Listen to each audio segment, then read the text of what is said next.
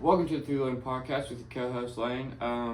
Carmine should be on the next episode when we have time. But so we're gonna start off with the NBA Finals. It's still going. They've made it Game 5. So no KP for the Celtics at all. He's still dealing with that weird injury. It's serious, but he's day to day. I think he's a go for today. Let me look that up. Because I know he wants to play. Yeah, they're still waiting status. He is, but 10 hours ago, Kristaps Porzingis reportedly uncomfortable in practice ahead of Game 5. Apparently the injury is so serious, it's dangerous that you can't risk it. So if he's uncomfortable, then they're just going to can the idea completely. Which is understandable because player health, especially for a guy like him, is big. And in this game, Jason Tatum had 15 points. Jaylen Brown had 10 points. Al Horford, 3 points, 3 rebounds. It's not enough. Drew Holiday, 10. Payne Pritchard, 11. Sam Hauser, 14. But, I mean, it's unacceptable in a way like that. I want to find the shooting percentages of it. Because, yeah, there we go. Because it's kind of big. I mean, let's look. Jason Tatum was 40% from the field. Jaylen Brown was 25. Derek White 25. Drew Holiday 40. Just didn't look good, man. They don't have much of a bench, and this is the issue. This is the worry when Kristaps went down. Is you're now really? I mean, it was really just a two-man bench with Payne Pritchard and Kristaps. Sam Hauser will have the occasional game like he did last time where he dropped 14 points. He was minus 20 though, and the plus minus, if you don't know, is so when you're on the court, whenever you're on the court, your team outscores the opposing team more, or outscores that team, then you're a plus. But when you're on the court, the opposing team outscores your team, you're a negative. So like say you're on the court and for a 5-minute stretch and y'all go up by 6, okay, and then you go back in and the league gets cut down by 2, but you're a plus 4.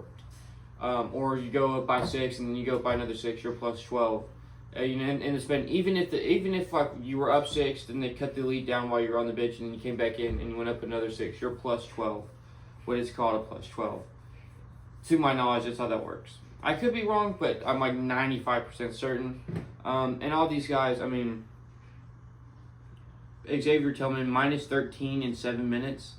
Now there is this little stretch that everyone talked about, and it's the Dallas Mavericks.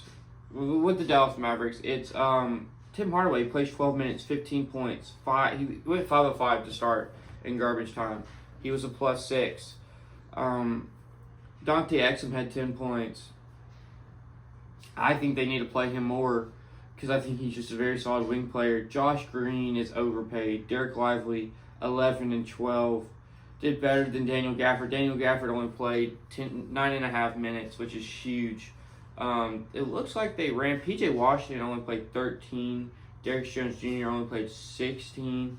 So they really went with Kyrie, Luka, Derek Lively, Max Kleba, Josh Green type of thing. Markieff Morris played 12 minutes. That's huge. But yeah, Derek Lively, 11 points. Luka, 29. He had 3 steals, 5 assists, 5 rebounds. That's what you wanted to see. Kyrie, 21 points, 6 assists, 4 rebounds. I mean, yeah, it was a low-scoring game, but that's what you wanted to see. I think Luka can be a very league average defender. He was 0 of 8 from 3, by the way, too. And Kyrie was 1 of 6. So, terrible three-point shooting, and they still blew him out 122-84 to 84. Now, they're forcing to Game 5. And this is where it gets interesting because, they had a similar situation. Now, they weren't down 3-0, but they're down 2-0. But here's the thing. I think we figured this out. The kryptonite to Kyrie Irving is not the Garden. It's, I think it's the Garden. I could be wrong. Scratch that. But it's Boston Celtics home court. Because he played there. And the fans really dislike him for obvious reasons. I don't blame them at all. And he has struggled to play there the past few games, where he's kind of just disappeared at times. Let's go look at this, because he has disappeared a lot, and it's not. They really needed him to not disappear. Look, if they had the solid 1-2 punch, they're gonna win. They're gonna make some noise. Yeah, he had 16 points in game 2. It's unacceptable. On 39% shooting, it's unacceptable to have. And it's just, he's got to be better than that. He's got to be, with a guy like him, you need more production. And they lost by 7. So if he gives you 9 more points, you win that game. If he's a little bit more efficient, you win that game. But, he struggled. Tim Hardaway did not play in that second game. Sorry, it's earlier in the morning than we usually record, so still kind of trying to wake up. Luka had 8 turnovers in that game. That has been something that's plagued Luka. Turnovers. He is known to turn the ball over like there's no tomorrow. And let's go to game 3. Well, we all know what happened in game 3. Luka kind of just crap in the bed. Kyrie finally showing up. And then, Jason Tatum, I think, is a little bit... I don't like him as a 4. And I get why you do, because you want to field the super team, but, yeah. Derek White played 30 minutes. Drew Holiday. Sorry. Golly, that's bad. But, yeah, Drew Holiday, minus 38. That's rough, dude. So we're going to talk about Game 5. If KP doesn't play... I mean, let's see when was the last game he played. Played the first 2 games of the series, and then game 3 they narrowly won. So really, without Kristaps Porzingis, they're just 2-2. We'll just call it 2-2. I don't know if Kyrie doesn't show up, game over. But if Kyrie gives them 25 points. It's not, it's like, yeah, 25 points in the NBA is a lot, but for a guy of his caliber, no, it's not. They should win the game. As long as Luka holds up his end of the bargain. Now, here's the thing. Will his bad habits show?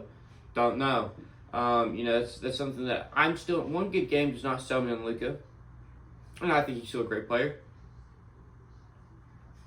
I think he's the player that can challenge LeBron in the all-time scoring record if he plays a decent amount of time. Because the brother's been averaging like 30 his whole career. So I think he could, but the defense is lacking, effort lacks. He's always dinged up, and I know, everybody, he's hurt, but everybody's hurt right now. No one feels good. You've been playing since October, so you've had, you got 3 or 4 more months till the next season. So you've been playing 8 months, we'll say 6 months. The body wears down. That's not counting training camp. You have another month and a half on that. So I just believe that, if Kyrie and Luka show up, they win the game, because I don't think the Celtics don't have the firepower, depth, and just everything to stop them. I think Daniel Gafford, I like him starting coming off the, quick boost, and then Derek Lively kind of carrying. He had 7 points, 4 rebounds, a block. He was plus 12 in 9.5 minutes, or close to 10 minutes. Derek Lively.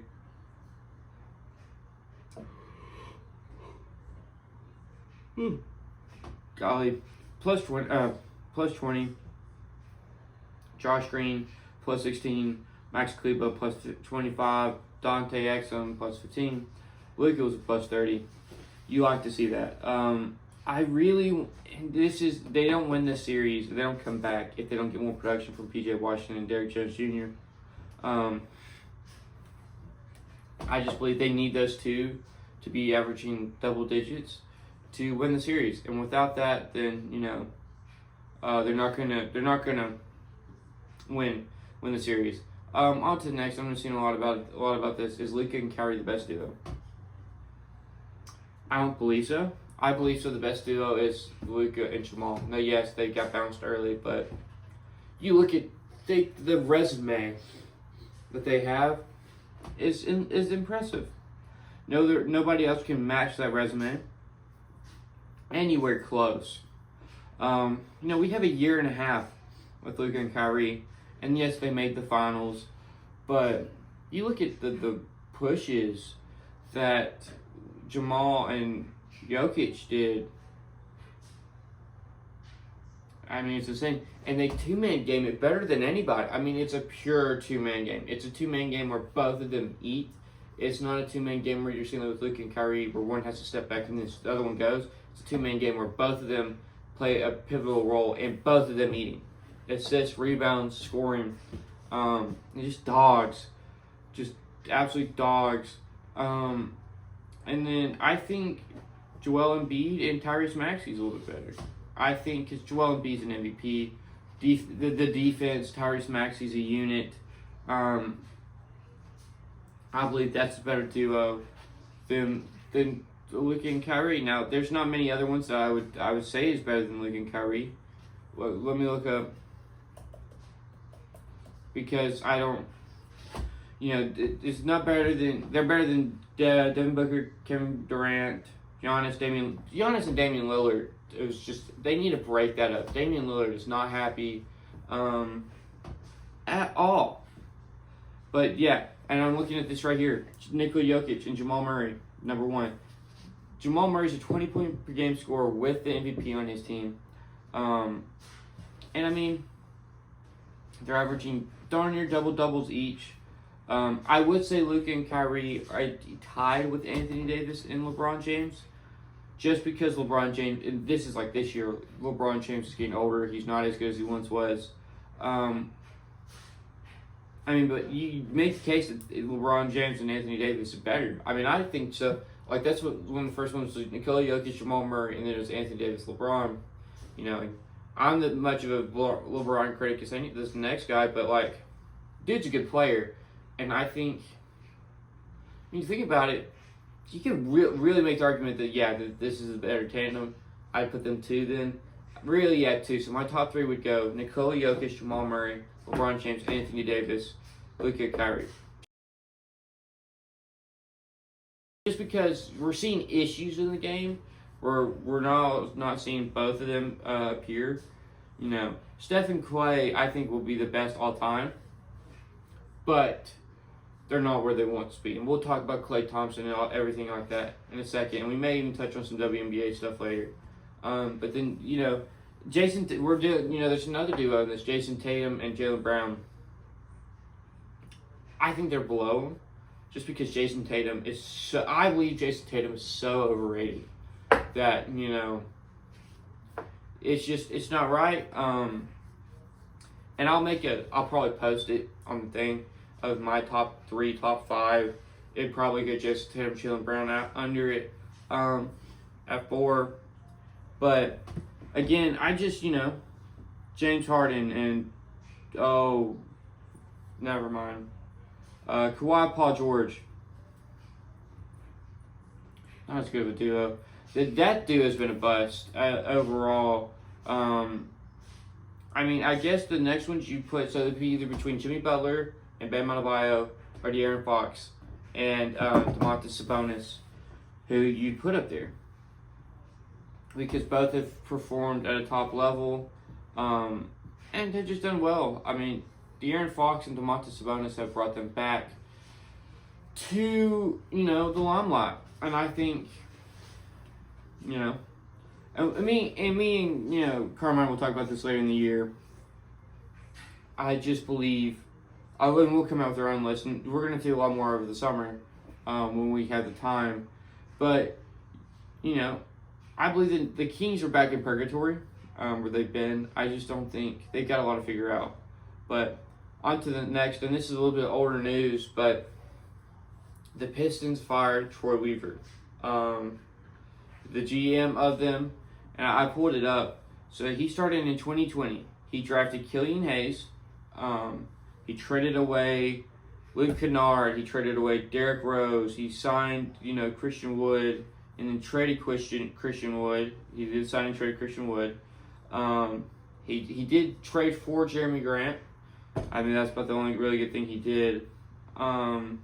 He acquired Sadiq Bey and who else? Isaiah Stewart, it looks like. And then he made all these signings, but then, yeah, never really has done anything. He signed Kelly Olynyk, Trey Lyles, Saban Lee. He drafted Cade Cunningham and Isaiah Livers and Luka Garza. They say he drafted JT Thor, but really that was like a draft night trade, so I don't really count that. Luka Garza is now not with them, but he's turned into a solid NBA player more than they thought. He did trade Sekou Doumbouya away. Man, that guy was a bust of a first-round pick. And then he also drafted, let's see, Jaden Ivey. Again, did not hit in the second-round pick. He signed Marvin Bagley. He traded away Jeremy Grant.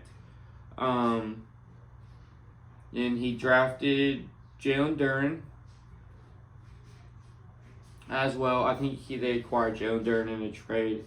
But, yeah, they kind of did, but we'll count as he drafted Jalen Duren. And then he drafted, let's see, Asar Thompson, James Najee, which is overseas now. Actually, no, James Najee was traded. And 2 second-round picks for Marcus Sasser. Wow. Okay, I like the Marcus Sasser trade, but then he got Marcus Sasser. And then he just made a lot of trades that just... You could see what he was building, but the Marcus Sasser addition was kind of, they backtrack on the Killian Hayes draft, and it's just... Asar Thompson, I think they could have gotten better. I really like Cam Whitmore. But, on top of that, it just didn't look good. I don't like the Monty Williams signing. I think, yes, he's a great coach, but certain coaches can only do so much. I don't think Monty Williams was cut out to do this. And I had been saying since, the Monty Williams issues where he was, foobarring it up, and we'll talk about Monty Williams in just a second at the end of this. I didn't like it, and I said he was done. I mean, you traded away, they were bad, but they had some veterans. Now there's no real veterans on there that start. Very young, inexperienced team. No leadership, really. I know Cade Cunningham spent the season trying to gain a voice out of all this. But, on top of that, he just struggled. Not really, but with injuries. His first full year back. He really has only 2 years in the league. Marcus Sasser, it's a log jam. When it was, once he got rid of Killian Hayes, it kind of created some space for Marcus Sasser. But you really acquired a first-round pick for a guy to be a bench player. Makes no sense. The Monty Williams, I saw where he was going, but just the wrong head coach. And we'll talk about Monty Williams. Monty Williams, they were real talks of firing him. They're bringing him back for another year, and I think that's fair. I don't think you can the guy after the first year. But I do believe that if they don't show any progress this year, you got to get rid of him. I don't know if he's cut out to do this. I think he was better for the Lakers than he was for the Pistons. Now, I know the Pistons overpaid the fire out for him, but in the same sense, why? I get you're nowhere close to contending. You're far in the bottom of the rebuild. There is no need to bring in a coach like that. Maybe if you were contending a few years ago towards the end of Andre Drummond, Blake Griffin era, then bring him in and have him kind of take off with it. But when you're rebuilding, there's no real point. It made no sense. So he's gone. They're gonna be looking for a GM. And who knows what happens, because usually when a new GM comes in, a lot of the old picks either get traded or cut or just whatever. I think they keep Cade Cunningham and Jalen Duren. Jaden Ivey I could see getting traded because, just him and Monty Williams don't mesh together. And then Marcus Sasser really has no place on the team as sort of a backup point guard. Unless you do trade Jaden Ivey, then he becomes your 2, but then that's a really small backcourt. So, I mean, I could see that happening. As well as I could, eventually see them trading SR if he doesn't progress. He looks like a better version. Okay, no. I was going to say better version of Ben Simmons, but he doesn't have the passing ability, but he does have a 3-point shot. But just the size, the tangibles kind of without the passing, the defense. Yeah, and then so on to the next. Klay Thompson apparently wiped the Warriors off his Instagram page, and there's talks of him leaving the team, and I think this would be a big mistake for him leaving the Warriors. I don't know why he would want to. I get it, unless it's an ego thing. Unless it's an ego thing, and I've been saying this for a while. We're seeing Klay Thompson battle his ego right now because he's having to kind of come to terms with him being one of the top two-way shooting guards in the league, having 2 awful injuries back-to-back years, both legs, and him just not to be the same guy. And then everyone really questioned him. It got to him. The questioning got to him to the point where he's trying to prove them wrong every night. And it's like, brother, you've got your first ballot Hall of Fame. Just play your game. Be a shooter now. I know his first game back against the Cavs, he went out, dunked, he showed all this, but he's doing too much, taking so many mid-range shots, and it's like, dude, you're not that guy. Now, you had flashes of him, and there were stretches where you were, but that's not your forte. You're like a 3-and-D wing, especially now. Stop trying to be a number 1. And then they move him to the bench, and he pops off. And I think he was very unhappy with moving to the bench. And I think that may have severed the relationship, but it was best for him and best for the team to move him to the bench. They're talks of him going to the Magic. I don't think he'd be happy there. It'd be one of those things where he's there for a year or two, and they kind of like the Dwayne Wade thing, and then come back. But like, it's just not. Draymond Green says he had no idea that he unfollowed the Warriors on social media, and then he says it's effing hilarious. He knows something we probably don't, or he's just downplaying it. But also, if they lose Klay Thompson, they lose shooting, but it's not the end of the world. Brandon Podziemski looks to be a really solid two guard, defense and everything. You have Gary Payton. You have Moses Moody. When is Moses Moody going to play? We're going to go in the Warriors in another episode. And we'll probably have 2 episodes where we break down NFL and NBA. But, like, it's his ego. I think his ego really is taking a toll. It's taking a hit, and I don't blame him. But he's really, like, him going out, like, man, I'm still one of the best players in the world, whatever. It's like, brother, you're not. You're not. Like, it's fine. It's fine, dude. You're, like, early 30s, mid-early 30s, and it's okay. It's okay. You've had a phenomenal career. I mean, let's look at his stats. He's a what? 5-time All-Star, 2-time All-NBA, 4-time champion. He was an All-Defensive Team in 2018, 2019, the year before he got hurt. He was in the Defensive Player of the Year. He was in the MVP candidate once, Most Improved. This year, he just took a downturn, and it really was just like what? His three-point efficiency was down. Last year, he had a better year, where he averaged 22 points a game. And, I mean, it was up there on par with what we've been seeing before. This past year, he led the league in free throw percentage. 21.9. His career high is 22.3. But also that year, he shot 41%, 46. He was more efficient from the field. He's now shooting low 40s. He was high 40s, and I think we're seeing that now play a part. 3-point percentage is still around there. I mean, with his career high year in 2016, 2017, he shot 414% or 41%. Then in 2022, 2023 season, he saw 41%. But he had a 30% drop in his field goal percentage, which is a significant drop. you know, and I guess it was just, it's under the radar. They really dogged on him last year for this. And I think it's because he's not an all-star and he's not exploding like he used to. It's just him dropping a light 22, 25, not a commanding 30, commanding 28. It's kind of like a light here and there. And there's something that's called like empty or quiet baskets where they don't really mean anything, or they're just, filling up the box score. They don't really have any meaning, and I think we're starting to see Klay Thompson kind of reach that. This past year, though, 18 points.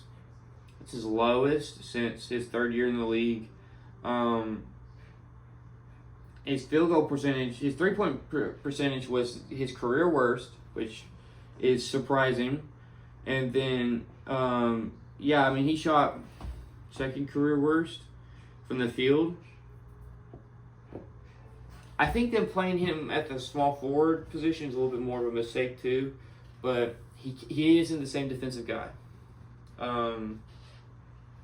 He's going into his age 34 season. I really don't want him to leave.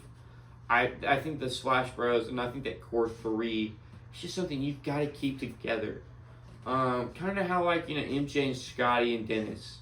Now they don't have the history. MJ and Scotty do, but not Dennis.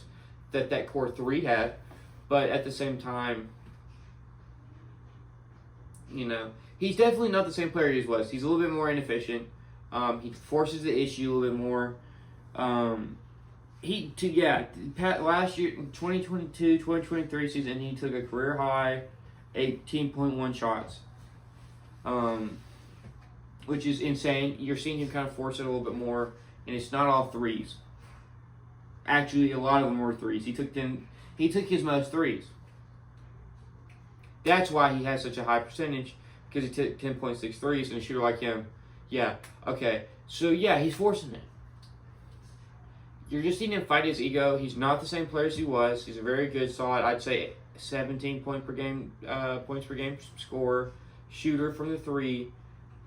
And I feel like he wants to be more, but it's like, brother, you've gone to torn ACL and a torn Achilles. Different legs, too. Took out towards the end of your prime. You came in mid-season. You dropped 20 points per game. You shot. That was his career worst from three. We don't really count that. That's 32, and he's coming back from, his first time he played in 2.5 years. I don't like who Klay's become. He's cool. Now he's kind of angry. He's like a grouchy old man now.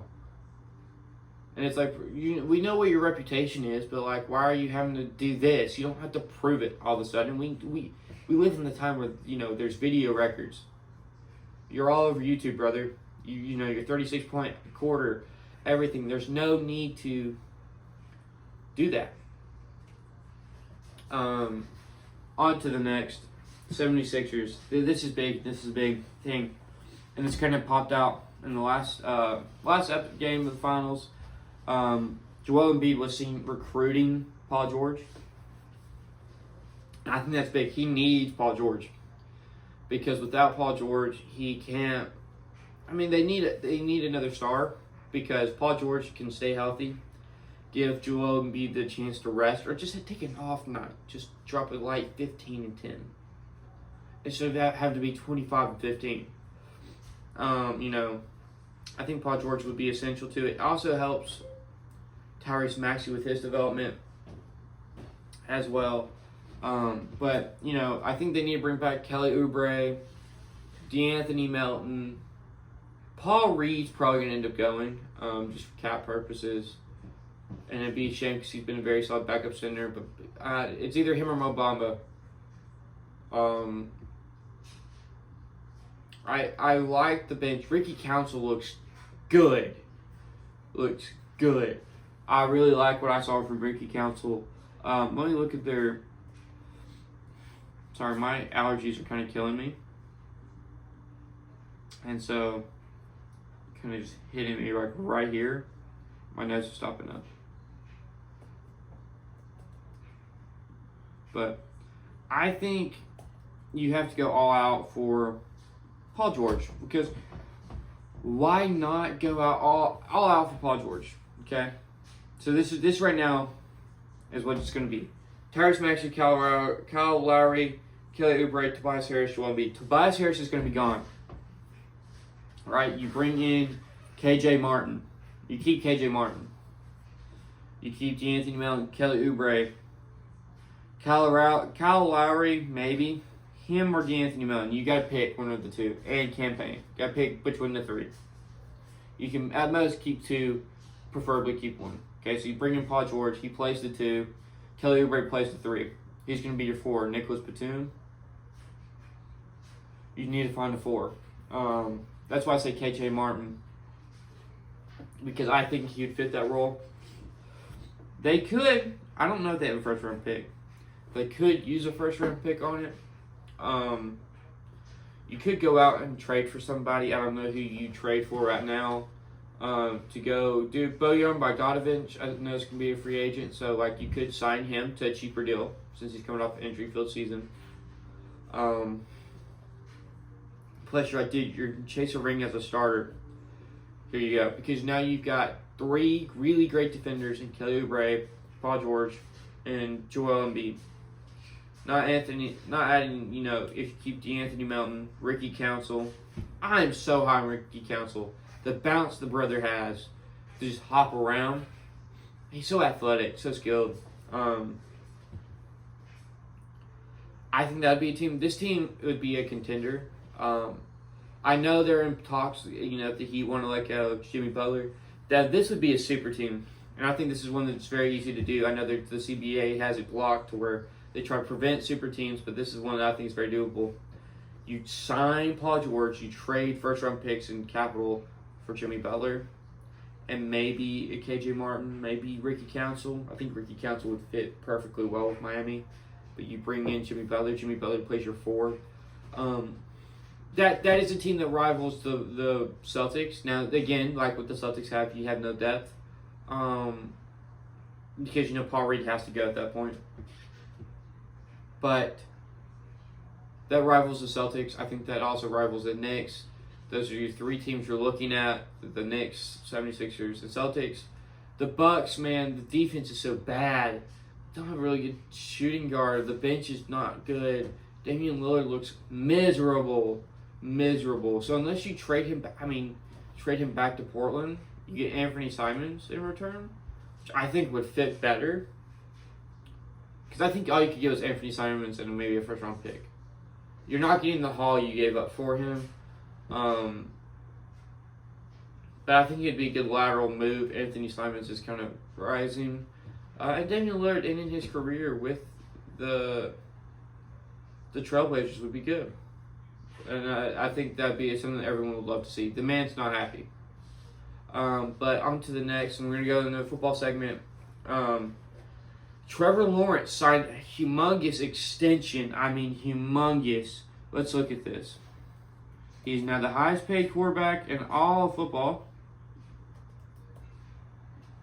which I disagree with wholeheartedly. And I love Trevor Lawrence. I love him to death. I think he's a great quarterback. But 5 years, $275 million contract outside of 2020, not this past season, but the season before that, he has done nothing. Trevor Lawrence is overpaid. I wholeheartedly believe Trevor Lawrence is overpaid. He hasn't done anything yet. He's been overrated. He had a mid-year last year. I think he's a better... It's not Walmart. What would it be? The Target version of... Target's falling off, but we'll go Target. Target version of Daniel Jones. He's better version. Rich man's Daniel Jones. Rich man, yeah. Daniel Jones is a poor man's Trevor Lawrence.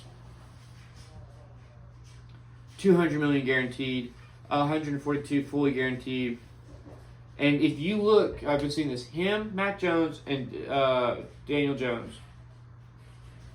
3 exact same resumes of what they've done in their career. Same QBR, same passing yards, same touchdowns. And I saw this. Trevor Lawrence isn't getting paid off his NFL production. He's getting paid off his college production, what he did. Yes, he is. Because he hasn't done anything to warrant the money. What has he done? He had 1 good year. This year, he had years where he was throw 3 picks in a half and then throw 3 more touchdowns in the second half. But it's like, brother, you put us down with the first 3 interceptions that, you were in a hole. He's getting paid $55 million a year as a top quarterback. He's maybe top 10. No, he's top 15. But he's not. Maybe top 10. Maybe. That was a team that haven't had a good quarterback in years, and he matches Joe Burrow's league-leading contract, but they haven't had a quarterback in years, and they've seen that they have the potential of a franchise quarterback, and they've ran at it. So this could either go 2 ways. This looks great, and he carried them to Super Bowl, or this looks like a albatross of a contract, like the Daniel Jones contract. There's a reason they brought in Mac Jones. They were in the same draft class. There's a reason why. I think they extended Mac Jones. Let me look that up.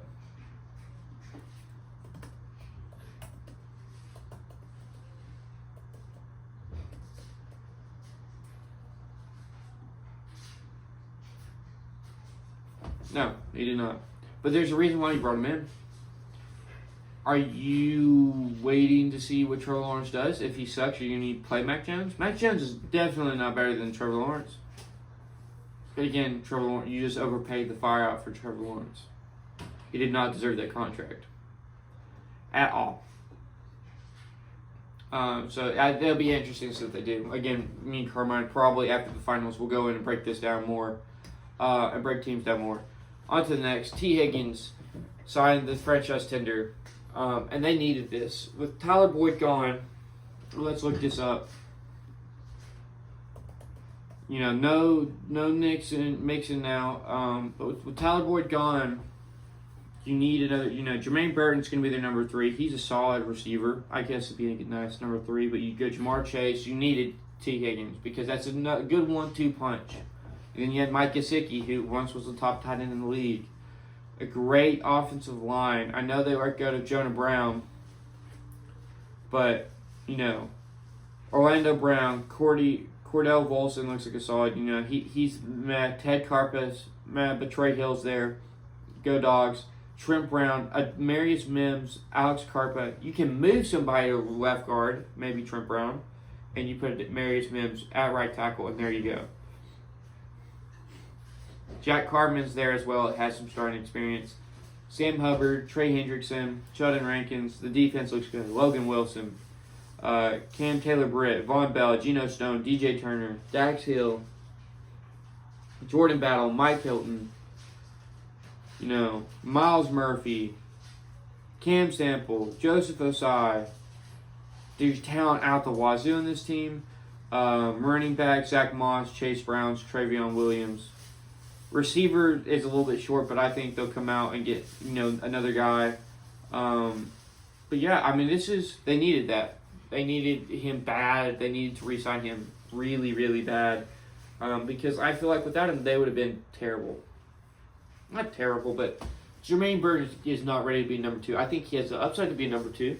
Maybe by the end of this year, he shows he can be their number 2 and they let T. Higgins walk. But I think T. Higgins, in a division where you have the Chiefs, and with that defense now, they have a defense to be reckoned with.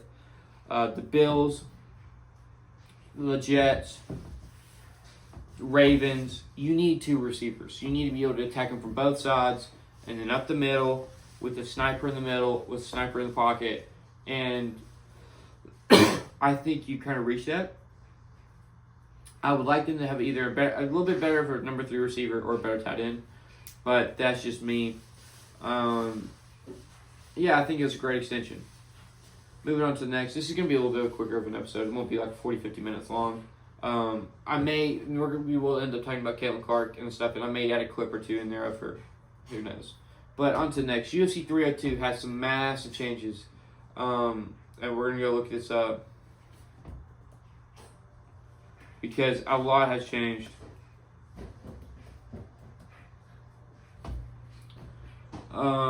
Because, holy cow. Oh, it's 303. Whoops.